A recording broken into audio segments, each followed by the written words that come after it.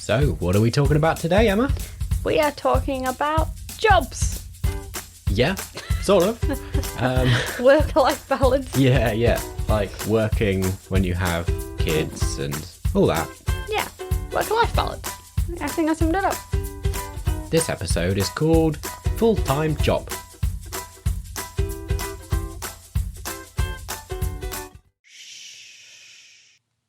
Welcome back to the Hobbit Hole. Oh, I like that one.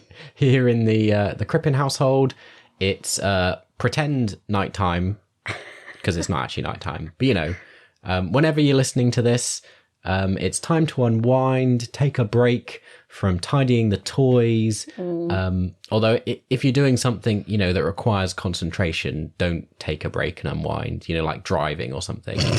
I wouldn't recommend that. Also, I normally listen to podcasts as I'm doing jobs, so get back to work. Get on with it, guys. You Stop can do listening it. to us. We're a podcast here to chat about parenting, life, and our experiences, to share the ups and downs. And just connect with all the other parents out there and build a kind of conversation and community of mutual support. Yeah. Non-judgy parents. Yeah. So, you know, like your experience, you're not on your own. You know, these things happen to a lot of people. I'm Elliot. I'm the usually quiet one. And I'm here with my wife, Emma, who's the chatty one. Chatty, yeah. Yeah, chatty. Especially late at night, we're trying to get to sleep. And he's like, oh, Chatty's here again. And I'm like, I can't help it. For some reason, just before bed, Chatty takes over. Yeah. And I can't stop chatting. I'm sat there. I like my sleep. As you probably know, I don't do well with the lack of sleep. So I'm sat there trying to get to sleep. And she's like nattering away about something. Telling me about drama and things she's learned. And I'm just like, chatty one, go to sleep. Recently, it was about we're not meant to age it, but it's all about the submersible stuff. And I was like, I've watched this YouTube video. It's really interesting.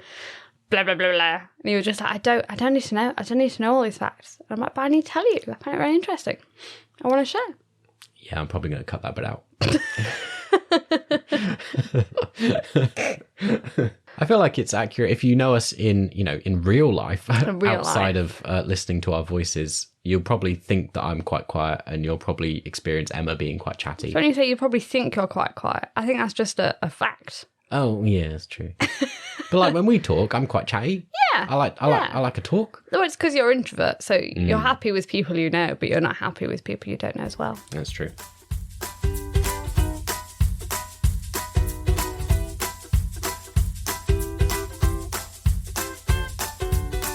So what craft are we doing today? I always ask this question as if you're going to answer it, but I know I'm going to answer it. Yeah, because I have no idea. He asks, what craft are we doing? And I look at him full of woe, going, could you give me a clue? That was lovely. Full of woe. Full of woe.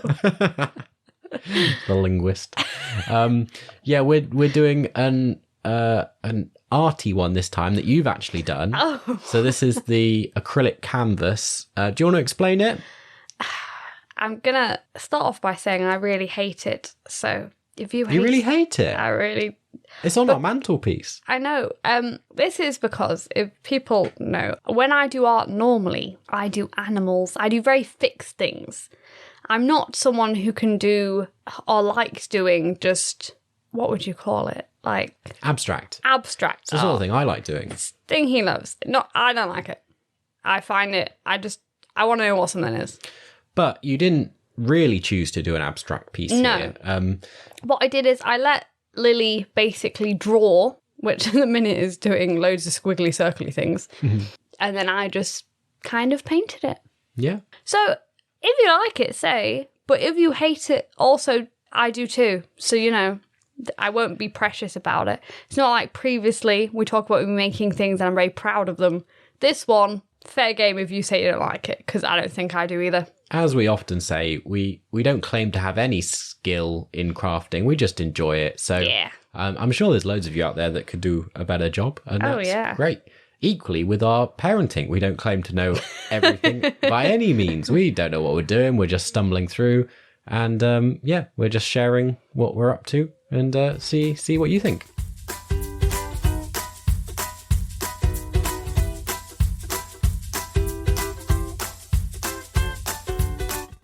So it's time for our parenting achievement. Ding. Ding. What achievement? Shall I look at my list? Once again, looking full of woe. Can you tell I'm the one who just doesn't prepare for this, and I'm just That's because you're the interesting one who everyone's come to listen to. We don't know if that's true. Okay. You're very interesting. Maybe.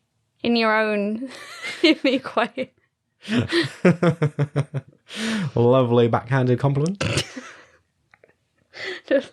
Just for clarification, in the last episode, his interesting fact he shared with everyone that he doesn't like fish, but he likes water, but not to drink, just to be in.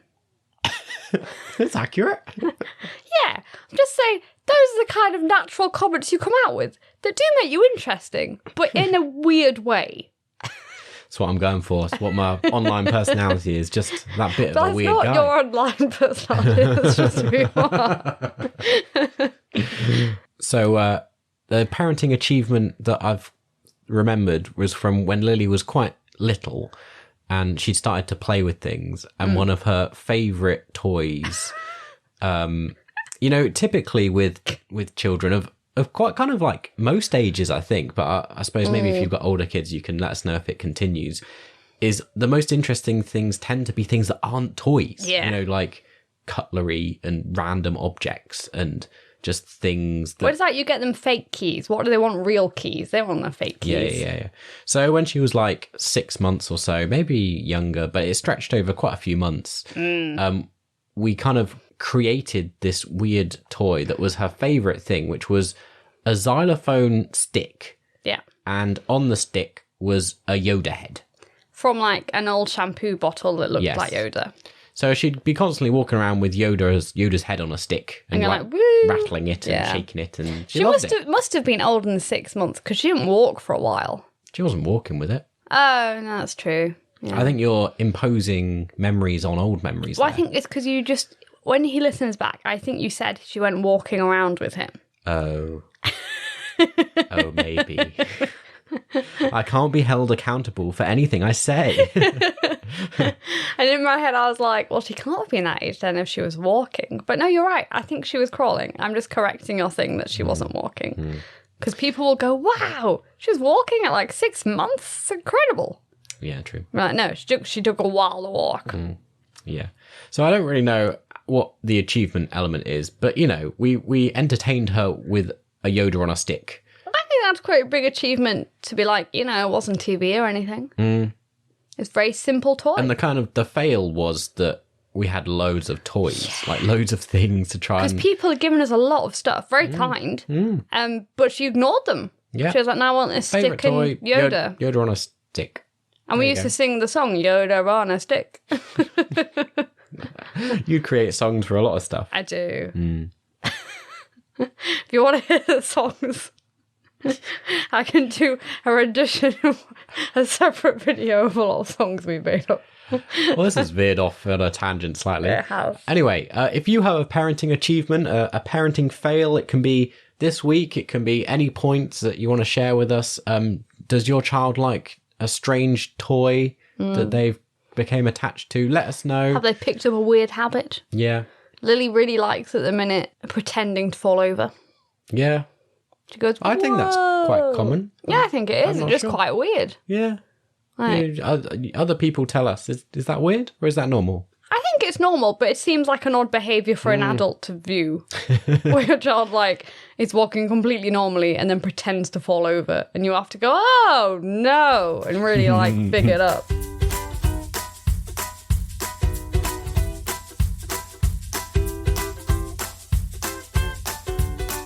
So our topic today is about work and stuff. Yeah. Work and stuff. Work and stuff. Yeah. Probably helpful to start with what our jobs are. Do you want to explain what your job is, Emma? Yeah. So it's hard to explain, but I'll try. I always say I translate video games, but actually I oversee the translation of video games is my job. You're an auditor. Yes. So I basically check other people's translations and then I correct them. You're like the final checker. Yeah, final before checker. the video game gets approved. Yeah. Well, the translation of it gets approved. The transcript. Yeah. Yeah, I think a lot of people are under the misconception that you are able to sit and play all the video games you translate. But sometimes I get to see characters and clips, but often I won't see anything. I'll just see the text. You do get to know like the storyline Yeah. of video games that have not been released yet. Which is quite exciting. Yeah. And you've worked on some famous video games? I have. Do you want to say some? So I've worked on Red Dead Redemption. I think it's one of the biggest ones. Yeah. And technically we worked on, I think, one of the Harry Potter ones, but I'll be honest, it was more like terms and conditions, and I think that was when it was online, not when it was an actual... Not the new Legacy game. It might have been the new Legacy game, but it was a long time ago now, so it seems like... There's often a lag, isn't there, between when you're working on it and when it comes out. Yeah. But it wasn't a particularly, when people think that was interesting, that bit wasn't, because it wasn't any of the main bit. It was just a section. And what languages do you speak and translate into? Sorry, I forget I have to... This he has to ask me questions, because I just assume people know me. Well, that's lovely. Thank you. I do French, Spanish and Italian are my languages, and it's obviously English. Yeah. So typically with translation, you normally translate into your... Mother tongue? Yes, that's what I was looking for. So you're translating from like French, Spanish and Italian into English. Yes, but normally, so I don't so at the minute, it's more making sure the meaning has got across. So if it's from English to another language, I'm like, you have to know the nuance of this is what this actually means in English. So the cultural context, the way it's said, if it's sarcastic, all that kind of meaning, you have to make sure that's being achieved in the other language, basically. Yeah. A good example was like, because it's video games, you've done ones before where there's like wordplay with stuff on that's happening on the screen. So like a puzzle in a video game. There was one we were doing where it was like they would purposely give you words that sounded the same. Like, I can't remember an example now. Like, this is probably to put me on the spot. I'm panicking. Like saw and saw. So something is sore because you've hurt yourself, and something you saw it or saw like a physical item. Yeah. And it's one of those like wordplay situations where you go... When you translate it, those words don't sound the same. So therefore it's no longer a puzzle. Well, it might not even have the same starting letter in the language. Yeah. So then to make the puzzle work, you have to find two completely separate words that work, but also maybe help work in the context related. I've learned an awful lot with you about translation and languages and just how any translation there's always loss in understanding. Yeah. It's a big thing when I studied it. We just had to learn about like the principle of loss and how no matter kind of what you're translating something to something else, there is going to be loss because there's never the exact same idea culturally or the exact same words or nuance in any language compared to another. So even if you think, we're all European languages, that should make it easier, it doesn't necessarily. It's fascinating. Yeah. Your job is always fascinating. When we meet people, people are always interested by yours. This is why I was surprised you asked me to say my job first, because normally Elliot wants to do his job first to kind of get out the way. Yeah. So people actually listen to what his job is. Yeah. Depends who we're talking to, though. I mean, quite a lot of, should we say, older people we talk to don't understand either of our jobs. No, I often get from older people, so it's on a computer, and I go... Yes. Yeah, we both work on computers. We both work on That's computers. What we do. So I work in tech, I suppose, is probably the easiest way to describe it. I'm kind of like a consultant with the church. I'm a digital enabler, helping with all things digital in like local churches. I don't work for a specific church, but the Methodist, I cover a large area of Methodist churches. So kind of like around 200 churches or so, I kind of help try and encourage them to do more social media and live streaming and websites and graphic design and publicity and all that good stuff. All sorts of things. I'm a jack of all trades. I don't like. There's people that have better skills than me out there in doing a lot of these things, but I suppose my big plus is that I can do quite a lot of them. And I think you're quite modest. You've mastered a lot of things. Yeah. And the challenge of it is then trying to teach old people to do it. Yeah. That's your biggest challenge. Yeah. I took a great picture that I think he's lost ages ago of him on the phone when he was trying to explain something to a elderly person over the phone. And it was hilarious because his face was such a picture of confusion and almost annoyance of being like, I can't understand how they don't get this. It's something I experience with my mum on a regular basis. So I suppose in terms of both our work, we both work from home. Which we were going to say is quite unusual, but it isn't as unusual as it once was. Yeah, a lot more common now. Our neighbours pretty much work from home. She's only just been made to go back to the office now, I think. So, with COVID, it's more... We have quite a lot of friends that work hybridly as well, like some days in the office and some days at home. So it's becoming more common. Yeah. It'd be interesting to know how many of you out there listening work in an office or work from home or what you do. Or do both. Let us know in the comments what your job is. We'd love to hear. It's really interesting, isn't it? I mean, we're not prying. If you don't want to tell us your job... It's not compulsory. You're not, we're not going to force you. You can tell us the field or something if you know. And the other, I suppose, big element of it is we're both full-time. Yeah. Which brings its own challenges, as does working from home. And that's kind of what this whole episode is about. Yeah.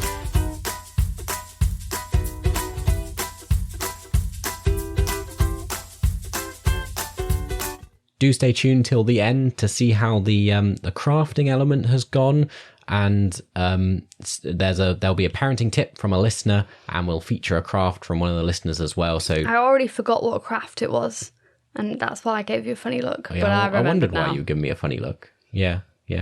You've interrupted my my professional skill. It's all right. It's Makes people it seem find natural. it authentic, hopefully, and not just a bit rubbish. And my Archie's interrupted him again.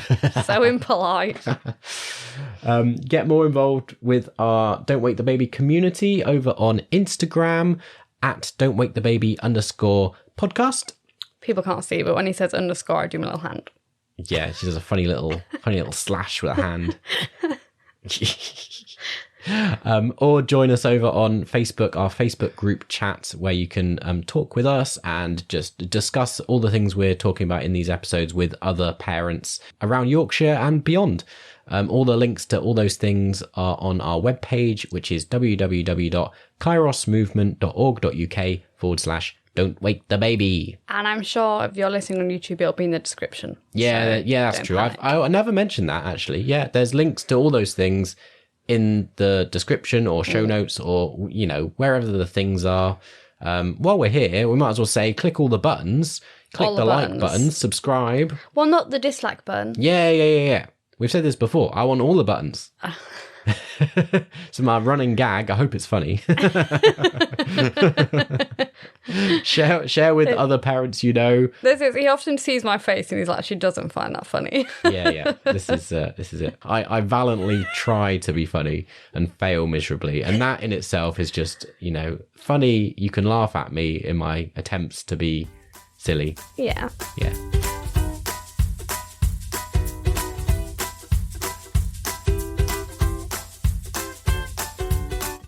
So when Lily was a baby, we should talk about time off we had from work. Yeah.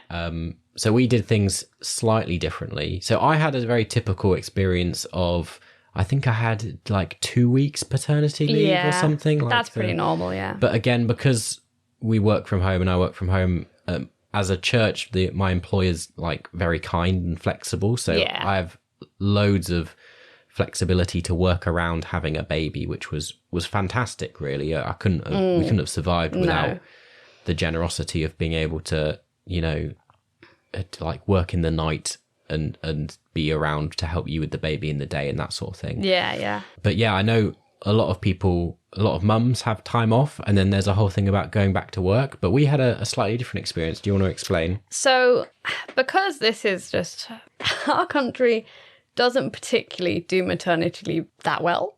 I know it's better than America, but you don't get your full pay.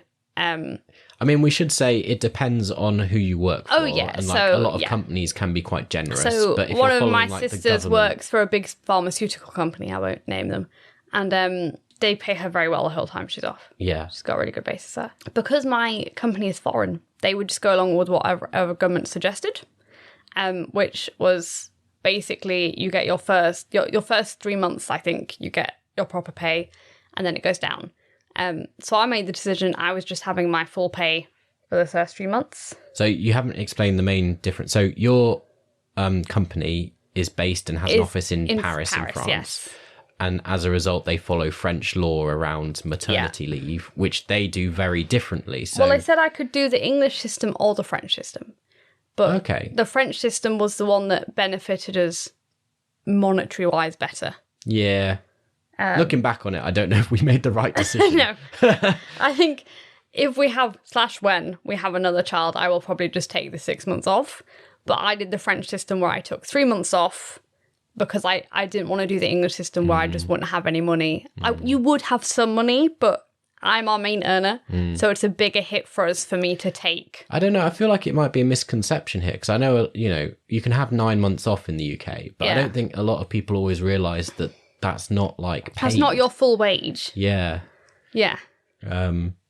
The amount you get from the government is quite little. So you had 3 months off on your full salary and then went back. But, 1 month of that was in kind of crossing over the last month of your pregnancy because we had a difficult pregnancy. Well, we had a difficult pregnancy. And I thought, wrongly, I made the assumption that I would be giving birth early. Basically, family-wise, they all gave birth early. I thought it'd be the same for me. Wasn't. I was actually late. So I took unnecessary time off before that point. So actually, you went back to work unusually after 2 months of us having our baby. And we were both back at work full time. And we didn't really have any childcare because both our parents don't live that close by. Also, it's still quite COVID-y times. Oh, that's true. Yeah, I was trying to think why didn't we have childcare? But yeah, that's a good point. It was still kind of like in COVID. And so, we were working full time and had Lily. So that was tough. So really tough. I'm sure others will have different experiences and it would be great to hear from people. We say it's not common, but in America it's very common that you will be at work that soon. Oh, yeah, that's true. If anyone's listening from there, they will think we're quite spoiled and they're like, oh, nobody does that. They do often in America have to work that soon. So it's not abnormal for other countries. Yeah. I'd not really thought about that. There you go. Teaching me something. Yeah. So how was the return to work for you? I suppose you hadn't had that long off, so it's not like... No, it was more...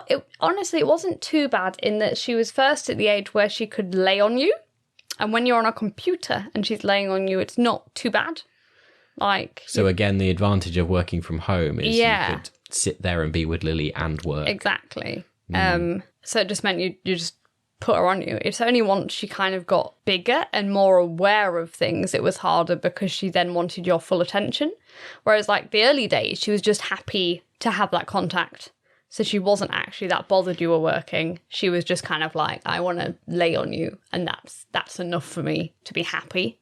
I suppose some of the big challenges, and this will be one that I think most people will experience, is trying to work and go back to work when you're so tired. Oh, yeah. I went back after 2 weeks. I say back, again, working flexibly. I was at home. I was doing bits and pieces. But, at that point, it was not sleeping well at all. And so trying to do some work when you're just exhausted is so hard. Especially, I was worried sometimes because I'm the final check. I was like, if I miss it, it's gone. That's that mistake made. So the other related challenge to that was not only trying to work when you're tired, but also trying to fit in the hours of work. And because we work from home and be flexible, it meant we would fit in hours of work when otherwise we might be sleeping. Yeah, true. So sometimes the time we got to work was those moments in the middle of the night when, you're free or baby free, when Lily was asleep or when Lily was up and in the night and you could do some work. Yeah. So again, it was eating into time to recuperate. True. So that was tough. And often I'd be like, right, I'm going to pump milk while doing my work. So I'm doing 2 things at once just to get it out of the way. Yeah, I forgot that because that's another whole element, isn't it? Yeah. I don't know how you manage going back to an office. Well, some offices have schemes in place where you can go, like, there's rooms dedicated for you to go and pump some milk and that kind of thing. But I don't know. Once again, it depends on your employer. Really dependent. Yeah, it's tough, isn't it? Like, I found it tough as a man, but it's definitely harder as a woman. Oh, I yeah, think. definitely. And even harder if you're in an office. Yeah. We recognise we are very fortunate. Yeah. It brings its own challenges, which we'll talk about in a minute. But, you know, we were very fortunate both working from home. It did give us that flexibility and meant one of us wasn't, I didn't have to leave you all day, you know, go to an office. And also, we didn't have to, sounds terrible, you didn't have to shower and put on nice clothes and, like, make an effort. Because at that stage, I just was wearing pyjamas every day. Yeah. I think that was one of the things I hadn't anticipated becoming a parent, was the amount of, like, personal hygiene stuff that just goes out the window. Like, it's real luxury in those early days. Like, if I clean my teeth, I was like, I'm doing a good job today. I've had a shower, like, luxury. Yeah.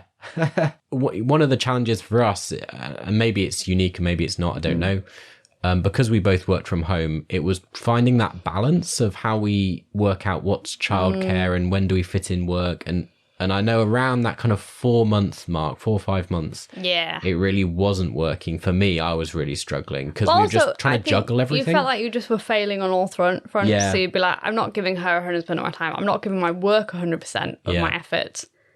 It was really difficult because I didn't feel like I was achieving anything at any level. And for me, I do a job where, you know, I work for the church, and so I'm quite passionate about it. It's not a job I do just for the money. It is a job that I really care about, and I feel kind of it's what I really like doing in life. I also think there's an element of millennial guilt in that a lot of millennials were just really grateful to have jobs. Yeah. So we really value them. So there is a kind of guilt there about, like, I'm not putting 100%. I'm not putting all my effort into this, and I really not should putting be. the hours in. Yeah. I struggled with that more than anything, because actually my work were quite lenient. Yeah. Very lenient. Very, you know, they cared as much about my mental health as they did about my work output. But it was the guilt that kind of, you're not doing all the hours. But we then implemented a new system that worked a bit better, where rather than just juggling everything all day, every day, we took... Which we should have thought, that's a stupid idea.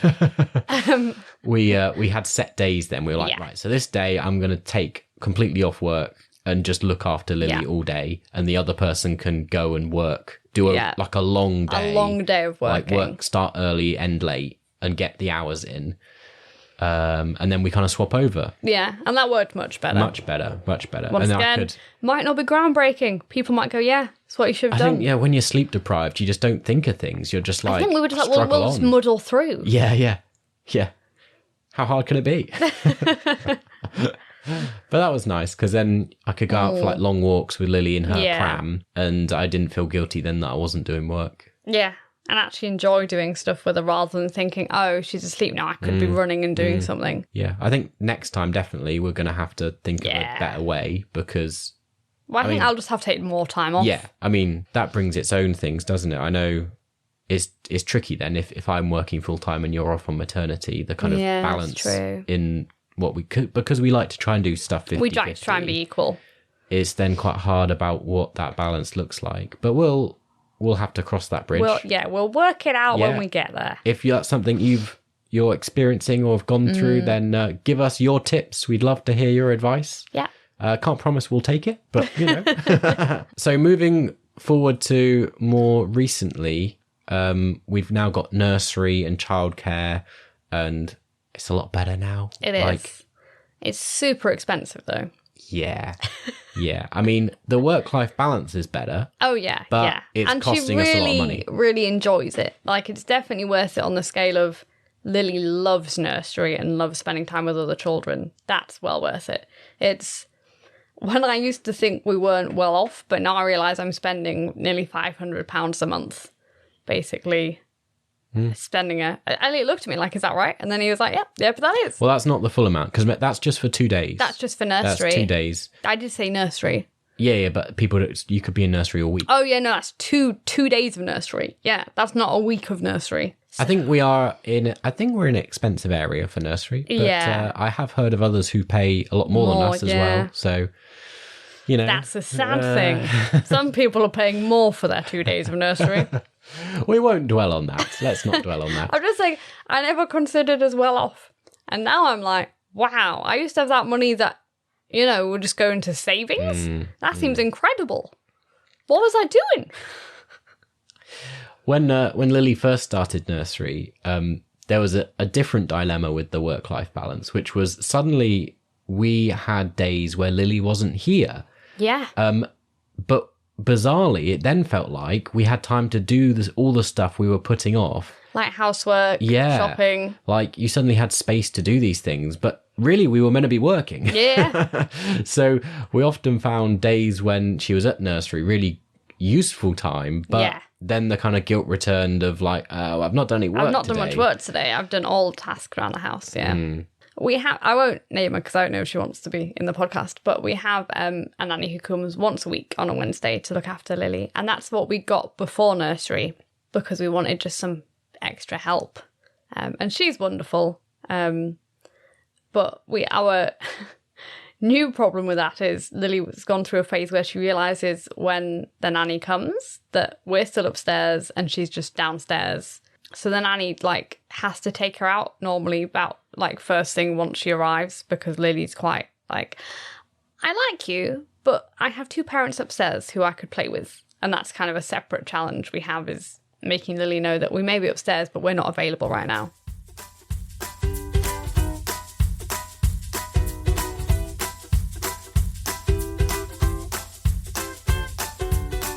Our podcast that you're listening to is brought to you obviously by us, Emma and Elliot, as parents, but we're also in partnership with the Kairos movement, which is part of the Methodist Church, and we're supported by the Methodist Church.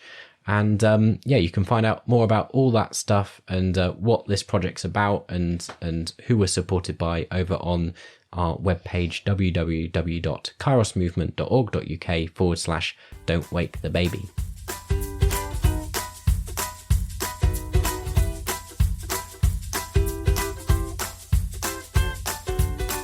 So outside of the practicalities, the kind of the challenges of our setup are more around having a healthy work-life balance and just trying to work out what that looks like. Because I suppose like a lot of millennials and those that work from home, work is basically all hours of the day. Yeah. So we don't have set work hours, but it does mean that it is quite hard to distinguish between work and not work. Yeah. You're kind of always on in both our jobs. So it's slightly easier for me that I'm not normally contacted or rang up. Because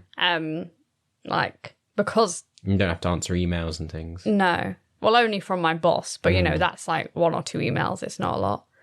So mine's quite easy in that I know the people I will be hearing from and it is at regular times. It's not like I can be suddenly called up and there's an emergency whereas Elliot can kind of get random requests from people to do different jobs, which makes it more challenging to know what you're going to be doing when. And it's like holidays and things, isn't it? Or if we take a day out or, there's no one to cover my job because I'm unique. Like a unicorn. Only person that can do it, I suppose, in a certain extent, or no one, I don't know. I mean, there's no one else doing your job in your capacity. So, taking a break or holiday, it's not a break. Well, it is a break from work, but the work just piles up for when you come back, and then you have more work. Well, we went on a holiday with a couple of friends, and they kept saying to her, he's always on his phone. And I was like, yeah, he's answering emails. So he's still. Yeah, if I get him out of the way now, I won't have to do them when I get back. Yeah. So there is a challenge there with keeping ourselves in a good place with that balance between work and life. I suppose it's becoming more common with lots of people working from home, working out what what does working from home with kids look like? Because I think the advantage is you don't have to do certain hours, but it's also a disadvantage in that you can do it whenever. So you can do stupid hours. Yeah. And it doesn't work all the time. And as with a lot of people that work from home, you have the kind of stories and things that happen. Lily's always kind of Zoom bombing into my meetings. Yeah. Coming in through a door and I'm on a meeting. I don't know if I've told this story about one of my colleagues. And she's the head of the Spanish part of our company. She's has 2 young children. Well, actually, they won't be that young anymore, but they were when I started. And it was during COVID times. Her husband was given the one job of keeping the children out of the room while she was on this important meeting with some clients, trying to be like, we're a very respectable company and this is why you should choose us, and, you know, that kind of spiel. In the middle of this meeting, her naked toddler walked in and peed on the floor. I remember she said she was so embarrassed, but also furious in that she was like, I gave him one job. One job was for no one to come in this room and not to let a naked child walk in the room and pee on the floor. So she said, like, her husband then was coming running behind, grabbing the child and taking it out of the room. And she was like, I better apologise. I also don't really want wee on my floor. Should I stop the whole call? And she said the people were so professional, they just kind of ignored it. They didn't even acknowledge it had happened, which I don't know if that made it more or less awkward. I drove afterwards, she was furious. Yeah. Yeah, I feel like that sums up a lot of, working from home with a toddler. That's quite what it's like, isn't it? I had one recently where I was in a meeting and Lily kind of came in through the door. So this is the problem, though. She knows where I'm working in the house, so she'll come and visit. And it's like, I know you're up here. And I'm like, I'm working. You go down and play. And she's like, no, I've come to see you. So she comes in and gets on the bed and then starts to play this game. She's never played this game before. So just for context, I've got a little desk and kind of set up in the bedroom. So the bed was behind me. So she was in shot. I had like a blurred background, but it was very obvious. She was like stood on the bed and doing this funny game of running and like throwing herself face forward into the pillows. And then she'd like laugh hysterically and jump up and go and do it all again. So I had this like weird blob behind me, and like out the corner of my mouth, I was trying to go, Lily, stop it. Come here. Get out there. I'm on a meeting. I need. And I had to mute myself because she was obviously screaming as well, going like, woohoo, this is great. It was more amusing because she'd never played such an odd game on the bed before. Yeah. I was like, what game is this? I don't know. Why are you doing this? Yeah. Anyway. That's what it's like, life at the moment.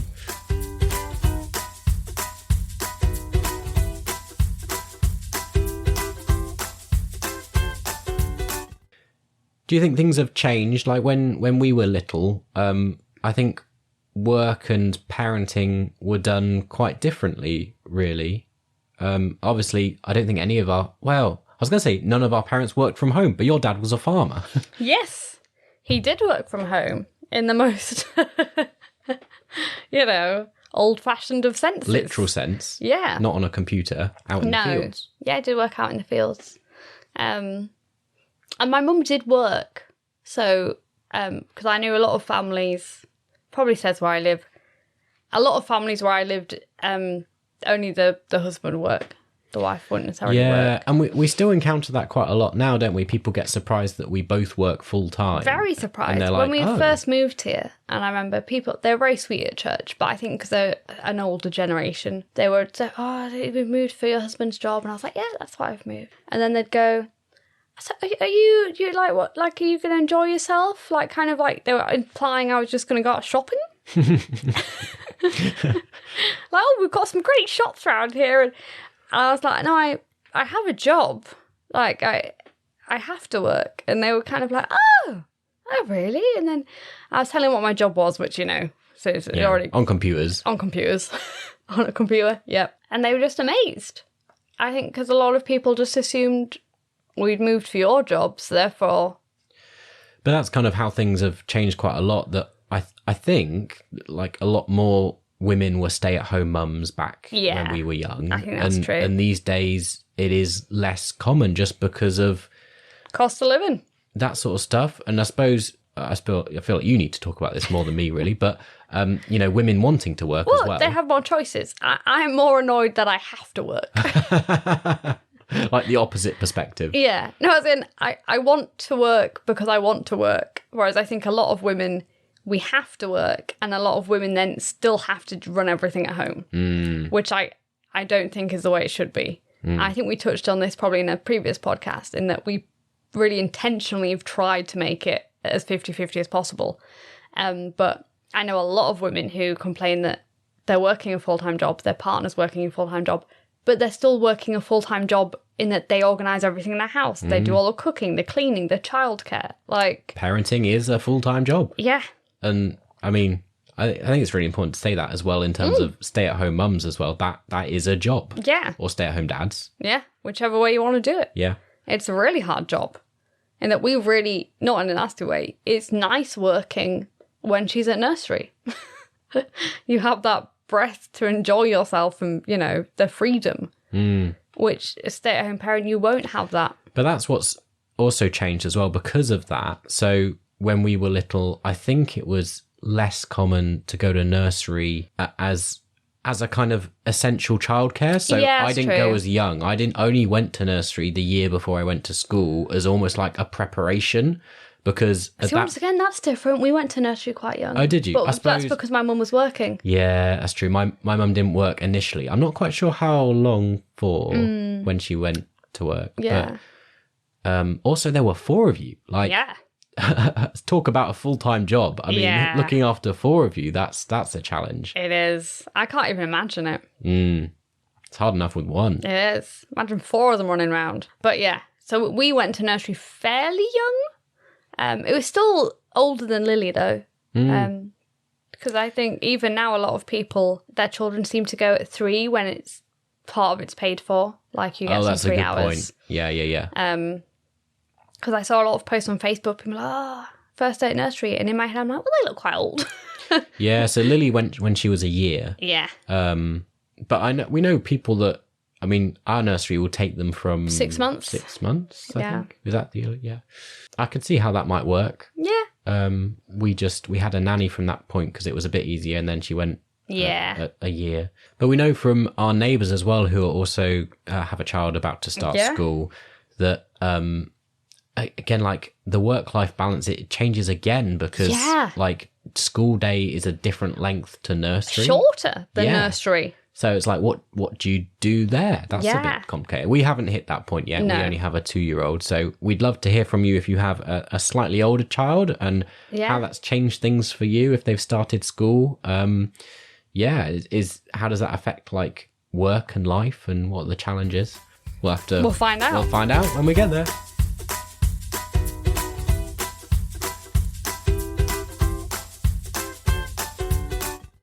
So the craft is coming to an end, and it's time to share a parenting tip from a listener.